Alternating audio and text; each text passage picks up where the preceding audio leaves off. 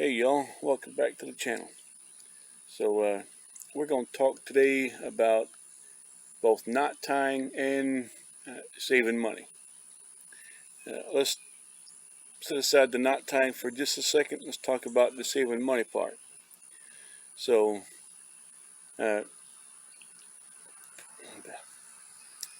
what appliances do you think uses up the most energy? You think your washing machine, dryer, fridge, stove and range, or stove and oven, and all those are pretty big energy draws. But what if I could tell you, or what if I told you that you can eliminate at least 75% of one of those appliances, or the usage of one of those appliances? And this is one of the top 2 energy consumers in your house.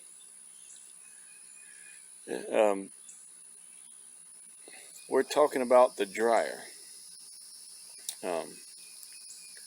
Yeah, it's probably one of the biggest energy consumers in your house, whether or not you use electricity or gas.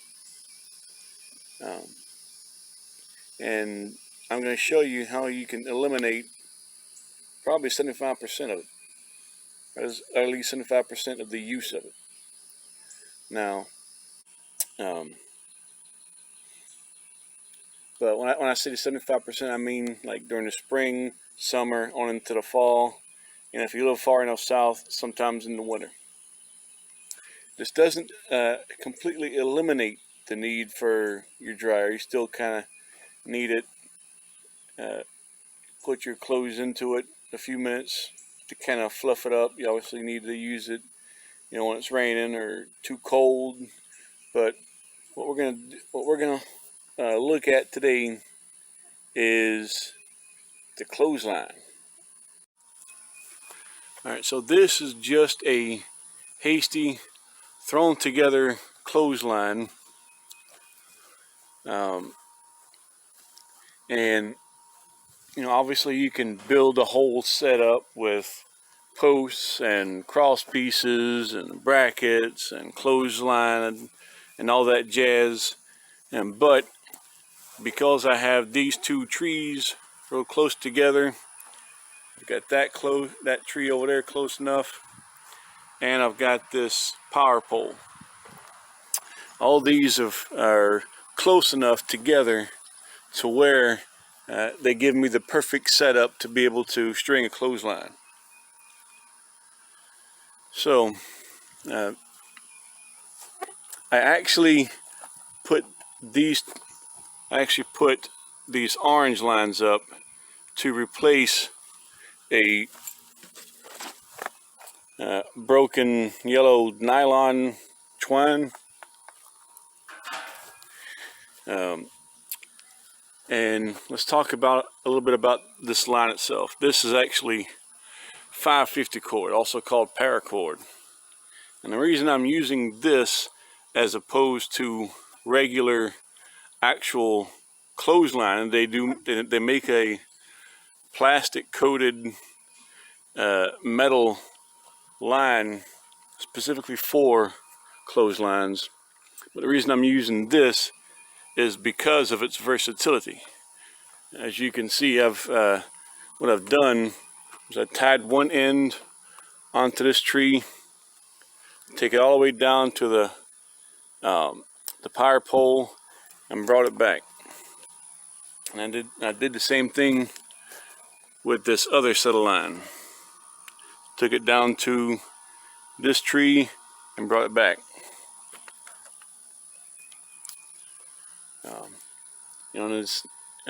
It's pretty durable stuff. And one thing I did was I didn't cut it when I finished tying it up. I just wrapped it around. That way, if I need it for anything else, I can take it down and use it for that purpose. Or if I move, it's a simple process to untie everything, unwrap it, roll it back up, and whenever I get to where I'm going, I can retie it or even build a whole new line. And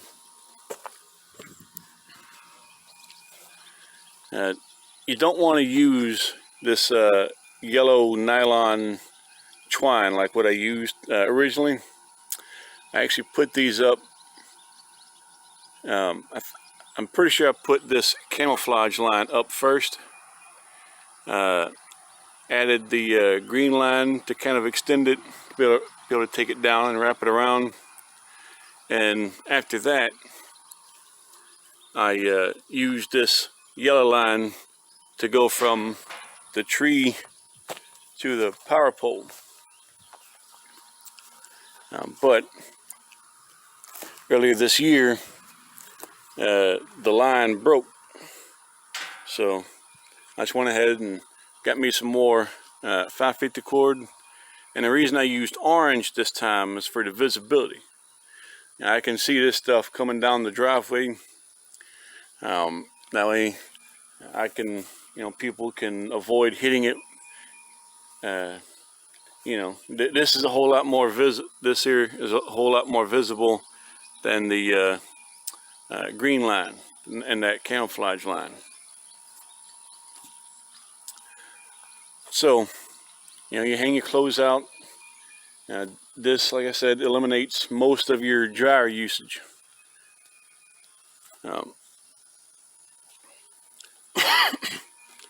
So, I'm gonna get you set up.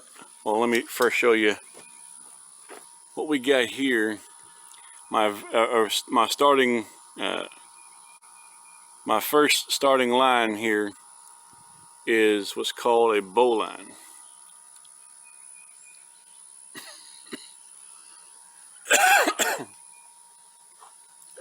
I'm also using a square knot here, and I'll show you how to tie these in just a minute. Alright, so I got you all set up on my wire spool that I'm using as a table, and if you can get your hands on one from an electrical company, I highly recommend it. Alright, so to tie that very first knot I showed you, the bowline, you can call it bowline, others people call it bowline, but start out with a long end and a short end. Long end, short end. So what we're going to do, you can either start you a loop. Well, I'll show you. Take your short end, put your fingertip on the short end, and you're going to, I don't know if you can see it from the shade. I don't know if that's any better. Put the short end with your fingertip on it on the line. You can pinch it between the line and your thumb, and you're going to spin it to where you now have a loop with the short end going through. And with this loop, you've got a northbound end and a southbound end. Northbound, southbound. And you got the twine, the short end sticking on through. So what you do now is you take that short end,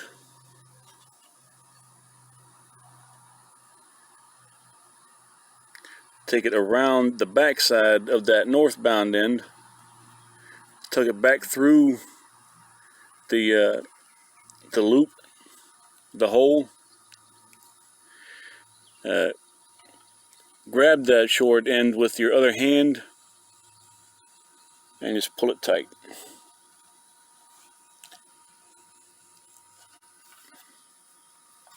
And that is a bowline. It'll bite down on itself better with the 550 cord, but that's all you got to do.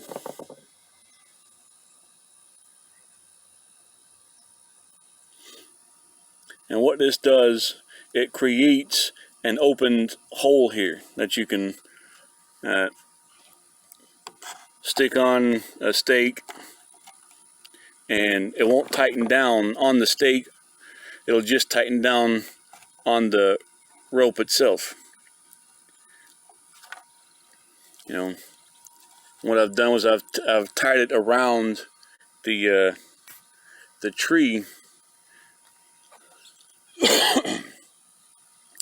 and I did that versus a knot that would tighten down on the tree, because this will be a little easier to untie. And it is a very strong, secure knot.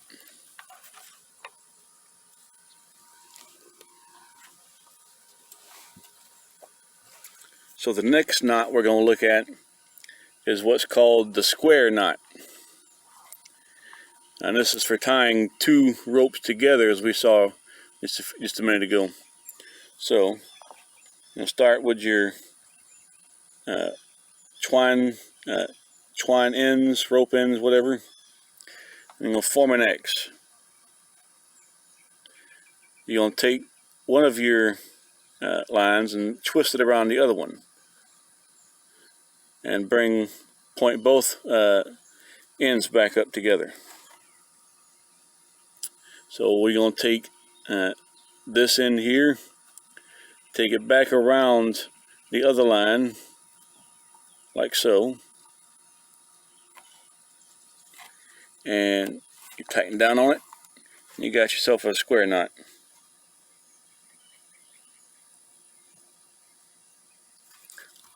Now again, this nylon rope, twine, whatever you want to call it, ain't the best to tie onto.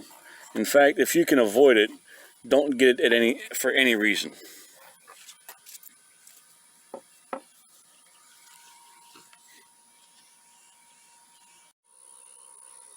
Alright, so that was a clothesline. Hopefully it'll help you all save some money, which is one of the most important things about being a handy husband, is saving money. Obviously hanging out clothes is going to be more labor intensive than just throwing it in the dryer. But, one, you save money. Two, sunlight with the UV rays is an all-natural disinfectant. Plus, just hanging out clothes, it's just a great smelling experience. When you're bringing clothes in, and they've been hanging out for a while, and they just smell like the outdoors. That's a good smell. One additional thing is, when you're hanging it, number one, tie it as tight as you possibly can. The tighter you hang it, the less it's going to droop and potentially hit the ground. Your clothes are going to droop and potentially touch the ground. Second, hang it about head height. Because you are going to get some droopage on your line. But the higher you hang it, the less risk you have of your clothes touching the ground. But keeping it at head height and not higher than that helps keep you able to reach the line. And I've got one of those nail aprons that I use to keep my clothespins in, give a little extra masculinity in the process. All right, y'all. So I've got my little Lowe's nail apron. I got a jug full of clothespins.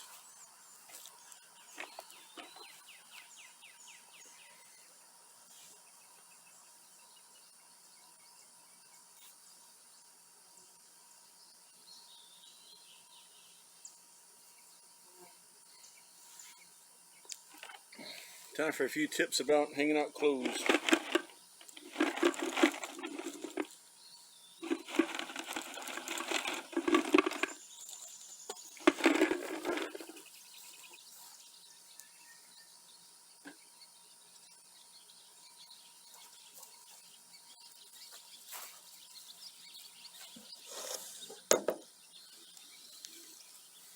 So pants and longer clothes, I would normally hang out towards the on the ends of the line, but I don't really have any pants to hang out at the moment.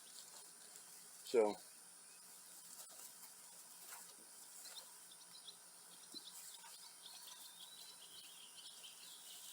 alright, so first things first, I normally turn my clothes inside out. I know I'd said that the sun is a good natural disinfectant, but it also can fade your clothes. So that's why I turn my clothes inside out.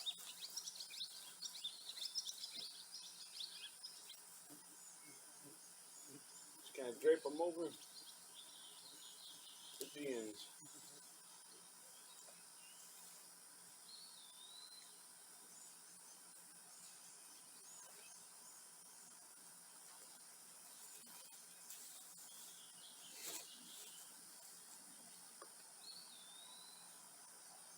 Now, shirts and pants are normally hanging out upside down.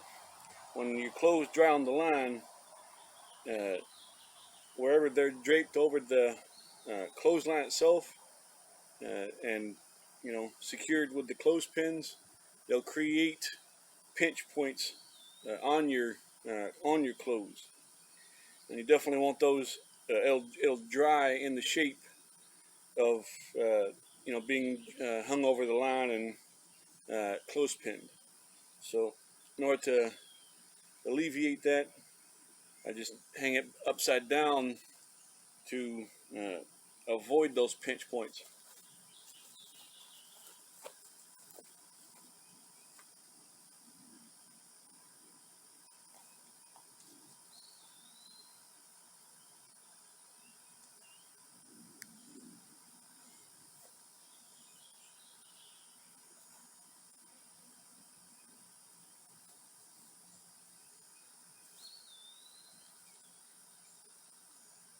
Another thing I do in order to have cut the number of clothespins I use in half.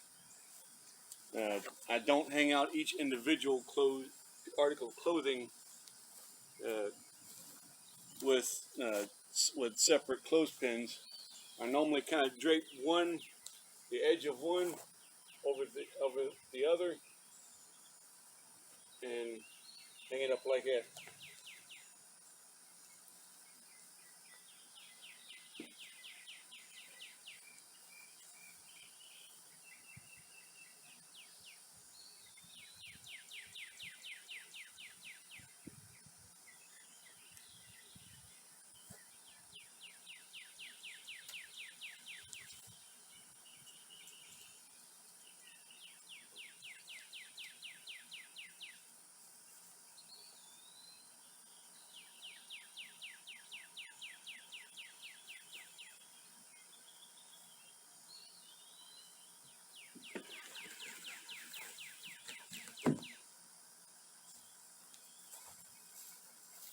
One thing I'll do with sheets.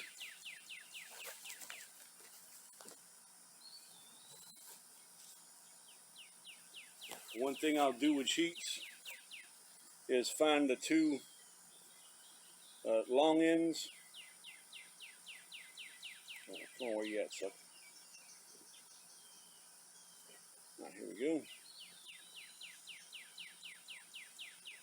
And two ends.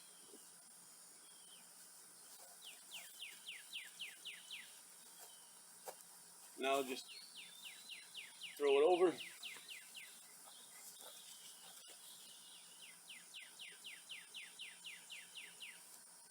Make sure it's stretched out all the way.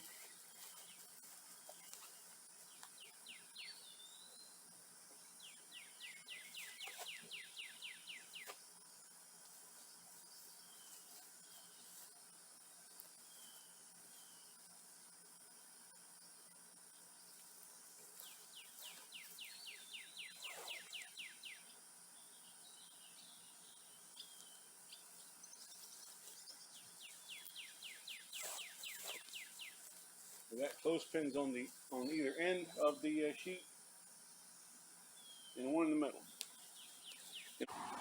Anyway, those are my tips for hanging out clothes. Socks, I don't have any out here to demonstrate with, but you can, if you're running out of clothespins, you can always double up the socks. Just drape the toes over and clothespin them. I'm not going to show you me hanging out my underwear because there's only two people that need to know the answer to the boxers of briefs commercial. One of them's the cashier at Walmart, and the other's not you. It's my wife. That one's my wife. All right. All right. So now this will do it for my little clothesline video. All right, y'all. Go with God.